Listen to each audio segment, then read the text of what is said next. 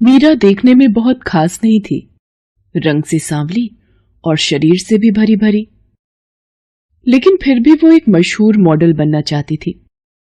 सुंदर सी ड्रेस पहनकर एक बड़े से स्टेज पर रैंप वॉक करना उसका बचपन का सपना था। इसलिए अपनी कॉलेज की पढ़ाई छोड़कर वो फैशन डिजाइनिंग का कोर्स करना चाहती थी। मीरा, देख, मेरे मानने या ना मानने से कुछ नहीं होने वाला। तू क्या करेगी ये तो तेरे पापा ही तय करेंगे ना। हाँ मम्मी, तभी तो मैं आपको समझा रही हूँ, ताकि आप पापा को समझा सको। मम्मी, फैशन डिजाइनिंग में बहुत स्कोप है और आपको तो पता ही है ना कि मैं एक मॉडल बनना चाहती हूँ। तो अगर फैशन डिजाइनिंग का कोर्स कर लूंगी तो मैं आसानी से एक अच्छी मॉडल बन सकती हूँ। नहीं मीरा, तुम चाहे जो कर लो, एक मॉडल ना तो तुम बन सकती हो और ना ही हम तुम्हें बनने देंगे। तुम पढ़ने में इतनी अच्छी हो तो क्यों इस बेकार के प्रोफेशन में अपना समय और भविष्य बर्बाद करना चाहती हो, और वो भी कॉलेज की पढ़ाई को बीच में छोड़कर।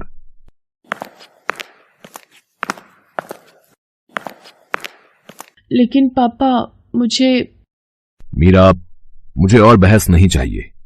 तुम्हारे लिए क्या अच्छा है ये हम तुमसे बेहतर जानते हैं। देखो बेटा, हम तुम्हारा दिल नहीं तोड़ना चाहते, पर अब तुम्हें आईना दिखाना बहुत जरूरी है। तुम्हें याद है कि हमने तुम्हारी जिद पर तुम्हें कॉलेज के फैशन शो में हिस्सा लेने दिया था। क्या हुआ उसके बाद, याद है ना तुम्हें? सब लोग कैसे तुम पर हंस रहे थे, और वैसे भी ये प्रोफेशनल कोर्सेज कितने महंगे होते हैं, तुम्हें पता भी है। बेटा, मैं तुम्हें सिर्फ कॉलेज भेज सकता हूं, इससे ज्यादा मेरी हैसियत नहीं है, तो इस मसले पर बहस की गुंजाइश नहीं। चलो अब जाकर पढ़ाई करो, और हां, जरा मुझे आज का अखबार लाकर देना। मीरा कुछ नहीं कह सकी। वो चुपचाप वहां से चली गई और उस दिन का अखबार लेकर अपने पिता के पास जाने लगी। तभी उसकी नजर अखबार में छपे एक इश्तिहार पर पड़ी। अरे, ये तो मशहूर फैशन डिजाइनर सुगम कपूर हैं। उन्हें मॉडल की जरूरत है। मुझे यहां जाना चाहिए, शायद कुछ बात बन जाए। मीरा उस एड वाले पेज को अपने पास रख लेती है। फिर अगले दिन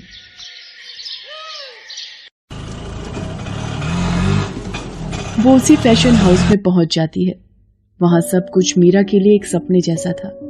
हर तरफ एक से एक सुंदर ड्रेसेस और एक से एक खूबसूरत मॉडल्स वहां पर मौजूद थी। मीरा इस सब में खोई गई थी कि तभी, हे यू, क्या काम है? किससे मिलना है तुम्हें? जी मुझे सुगम सर से मिलना है। सुगम सर इस शहर के सबसे मशहूर फैशन डिजाइनर हैं, और तुम्हें क्या लगता है वो यूं ही किसी से भी मिल लेंगे? मैं उनकी मैनेजर हूं, मुझे बताओ क्या काम है उनसे। वो मैं ये एडवर्टीजमेंट देख कर आई हूं, मैं एक मॉडल बनना चाहती हूँ। क्या कहा, मॉडल? और तुम सच बताओ, क्या यहाँ आने से पहले आईना देखा था तुमने? सुगम सर को अपने ब्रांड न्यू लहंगा कलेक्शन के लिए मॉडल चाहिए। एक ऐसी मॉडल चाहिए उन्हें जो उनके डिजाइन किए हुए लहंगे को पहनकर बिल्कुल एक परी जैसी दिखे। तुम समझ रही हो ना मेरी बात? जी मैं समझ गई। तो मुझे यहाँ कोई और काम मिल सकता है क्या मैडम, प्लीज? अच्छा, वैसे यहाँ साफ सफाई के लिए किसी की जरूरत है तो सही, लेकिन मैं कर लूंगी, बहुत अच्छे से करूंगी मैं। प्लीज मुझे ये काम दे दीजिए। मीरा किसी भी हाल में उस फैशन हाउस से जुड़ना चाहती थी। इसके लिए वो वहां साफ सफाई के काम के लिए भी तैयार हो गई। वो अगले ही दिन से उस फैशन हाउस में साफ सफाई के लिए जाने लगी। घर पर उसने इस बारे में किसी को नहीं बताया। वो कॉलेज जाने के लिए घर से निकलती, लेकिन पहले उस फैशन हाउस में आकर साफ सफाई करती और फिर उसके बाद कॉलेज जाती। ऐसा कई दिनों तक चलता रहा। फिर एक दिन, अरे वाह, ये कितना सुंदर लहंगा है। लगता है जरूर ये लहंगा सुगम सर के नए कलेक्शन में से है। काश मैं इसे एक बार पहनकर देख पाती। वैसे यहाँ सबसे पहले तो मैं ही आती हूँ साफ सफाई के लिए, मेरे जाने के बाद ही सब आते हैं। एक बार चुपचाप पहनकर देख लूंगी तो किसी को पता नहीं चलेगा। मीरा ने ये तो बिल्कुल सही अंदाजा लगाया था कि वो लहंगा सुगम कपूर के लेटेस्ट कलेक्शन में से था, लेकिन उसका ये अंदाजा गलत था कि उस वक्त उस फैशन हाउस में उसे देखने वाला कोई नहीं था। ये शायद उसकी खराब किस्मत ही थी कि उस दिन खुद सुगम कपूर वहां मौजूद था।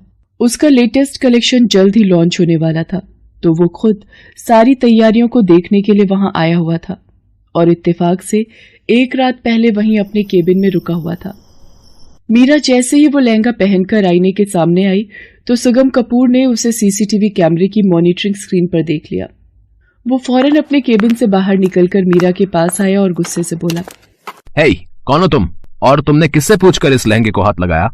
सुगम कपूर भले ही मीरा को नहीं जानता था, लेकिन मीरा उसे अच्छी तरह से पहचानती थी। वो सुगम कपूर को देखते ही जैसे एक बुद्ध बन गई थी। तुमसे पूछ रहा हूं मैं, कौन हो तुम? जल्दी बताओ, वरना मैं अभी सिक्योरिटी को बुलाता हूं। नहीं, रुकिए सर, मेरा नाम मीरा है।